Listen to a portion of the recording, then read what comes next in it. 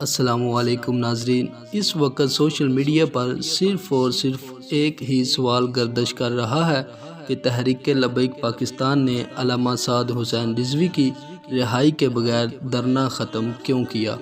ناظرین، تحریک لبیک پاکستان کا جو دھرنا تھا وہ صرف اور صرف فرانس کے سفیر کے حوالے سے تھا۔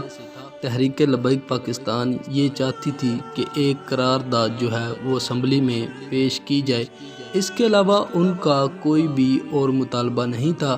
آپ نے دیکھا کہ جب علماء کرام کی علامہ سعد حسین رضوی سے ملاقات ہوئی تو انہوں نے خود فرمایا کہ ہم قانونی طریقے سے باہر آنا چاہتے ہیں۔ ناظرین، کچھ لوگوں نے یہ بھی کہا کہ آپ شیخ رشید کا جو استعفیٰ ہے اس کا مطالبہ کریں، لیکن قائدین نے کہا کہ ہمارا کوئی بھی ایسا مطالبہ نہیں، ہمارا صرف اور صرف فرانس کے سفیر کے حوالے سے مطالبہ ہے اور ہم صرف اور صرف حضرت محمد صلی اللہ علیہ وآلہ وسلم کی ناموس کے لیے باہر نکلے ہیں۔